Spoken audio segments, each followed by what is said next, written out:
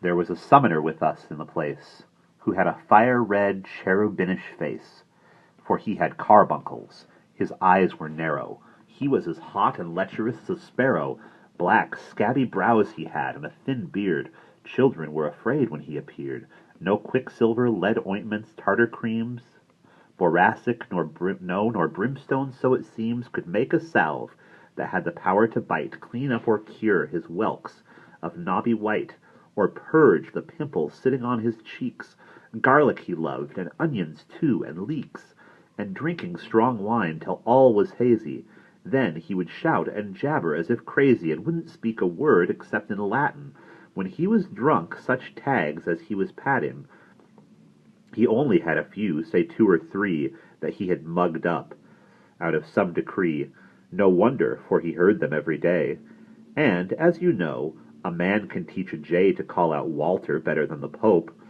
But, had you tried to test his wits and grope for more, you'd have found nothing in the bag. Then, quaestio quid juris was his tag. He was a gentle varlet and a kind one, no better fellow if you went to find one. He would allow, just for a quart of wine, any good lad to keep a concubine a 12-month and dispense it altogether. Yet he could pluck a finch to leave no feather. And if he found some rascal with a maid, he would instruct him not to be afraid, in such a case, of the archdeacon's curse, unless the rascal's soul were in his purse, for in his purse the punishment should be. Purse is the archdeacon's hell, said he. But well I know he lied in what he said. A curse should put a guilty man in dread, for curses kill, as shriving brings salvation. We should beware excommunication. Thus as he pleased, the man could bring duress on any young fellow in the diocese. He knew their secrets. They did what he said. He wore a garland set upon his head, large as the holy bush upon a stake, outside an alehouse, and he had a cake, a round one, which it was his joke to wield, as if it were intended for a shield. He and a gentle pardoner rode together, a bird from Charing Cross, of the same feather, just back from visiting the court of Rome. He sang, "Come hither, love, come home." The summoner sang deep seconds to this song. No trumpet ever sounded half so strong. This pardoner had hair as yellow as wax, hanging down smoothly like a hank of flax. In driblets fell his locks behind his head, down to his shoulders, which they overspread. Thinly they fell, like rat tails, one by one. He wore no hood upon his head for fun. The hood inside his wallet had been stowed. He aimed at riding in the latest mode. But for a little cap his head was bare, and he had bulging eyeballs like a hare. He sewed a holy relic on his cap. A wallet lay before him on his wallet lay before him on his lap, brimful of pardons come from Rome, all hot. He had the same small voice a goat has got. His chin no beard had harbored, nor would harbor. Smoother than ever chin was left by barber. I judge he was a gelding or a mare.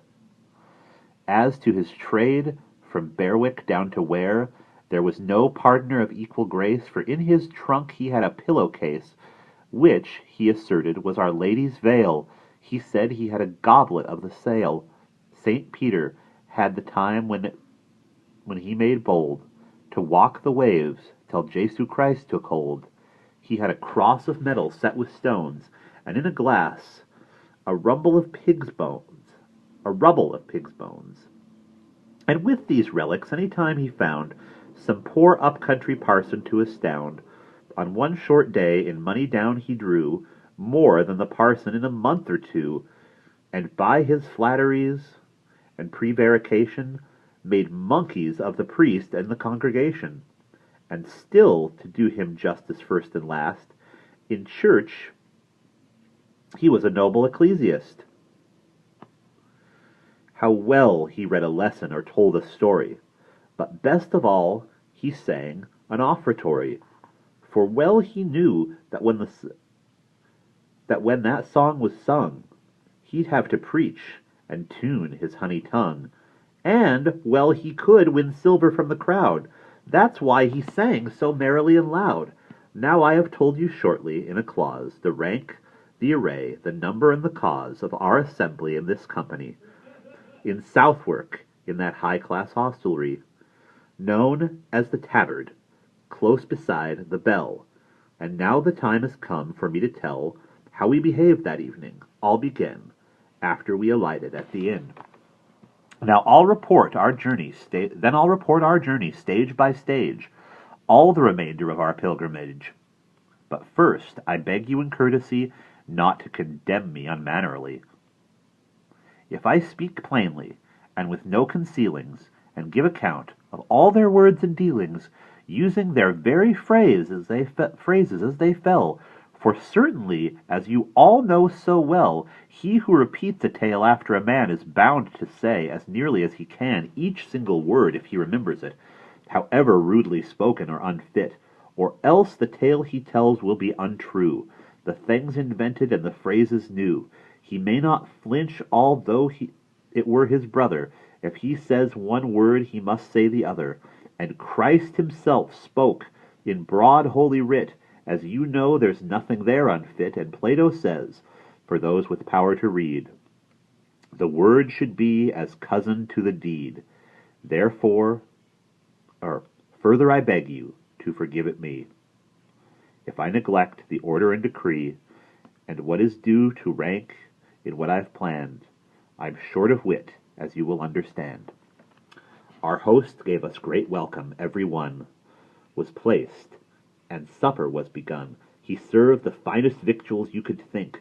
The wine was strong, and we were glad to drink. A very striking man, our host withal, and fit to be a marshal in the hall. His eyes were bright, his girth a little wide. There is no finer burgess in Cheapside. Bold in his speech, yet wise and full of tact. There was no manly attribute he lacked. What's more, he was a merry-hearted man. After our meal, he jokingly began to talk of sport, and among other things, after we'd settled up our reckonings, he said as follows, "Truly, gentlemen, you're very welcome, and I can't think when, upon my word, I'm telling you no lie, I've seen a gathering here that looked so spry. No, not this year, as in this tavern now. I'd think you up some fun if I knew how. And, as it happens, a thought has just occurred, and it will cost you nothing but my word. You're off to Canterbury. Well, Godspeed. Blessed St. Thomas answer to your need. And I don't doubt before the journey's done you mean to while the time in tales and fun. Indeed, there's little pleasure for your bones riding along, and all is dumb of stone, so let me propose for your enjoyment, just as I said, a suitable employment. And if my notion suits and you agree, and promise to submit yourselves to me, playing your parts exactly as I say, tomorrow as you ride along the way, then by my father's soul, and he is dead, if you don't like it, you can have my head. Hold up your hands, and not another word. Well, our consent, of course, was not deferred. It seemed not worth a serious debate. We all agreed to it at any rate, and bade him issue what commands he would. "My lords," he said, "now listen, for your good, and please don't treat my notion with disdain. This is the point. I'll make it short and plain. Each of you shall help to make things slip by telling 2 stories on the outward trip to Canterbury, that's what I intend, and on the homeward way to Journey's End, another 2 tales from the days of old. And then the man whose story is best told, that is to say, who gives the fullest measure of good morality and general pleasure, he shall be given a supper paid by all, here in this tavern, in this very hall, when we come back again from Canterbury, and, in the hope to keep you bright and merry, I'll go along with you myself and ride, all at my own expense, and serve as guide. I'll be the judge, and those who won't obey shall pay for what we spend upon the way. Now, if you all agree to what you've heard, tell me at once without another word, and I will make arrangements early for it." Of course, we all agreed. In fact, we swore it delightedly, and made entreaty, too, that he should act as he proposed to do, become our governor, in short, and be judge of our tales and general referee, and set the supper At a certain price, we promised to be ruled by his advice. Come high, come low, unanimously thus, we set him up in judgment over us. More wine was fetched, the business being done, we drank it off, and up went everyone to bed without a moment of delay. Early next morning, at the spring of day, up rose our host and roused us like a cock, gathering us together in a flock, and off we rode at slightly faster pace than walking to St. Thomas' watering place. And there our host drew up, began to ease his horse, and said, Now listen, if you please, my lords, remember what you promised me. If even song and matins will agree, let's see who shall be first to tell a tale. And as I hope to drink good wine and ale, I'll be your judge. The rebel who disobeys, however much the journey costs, he pays. Now draw for cut, and then we can depart. The man who draws the shortest cut shall start.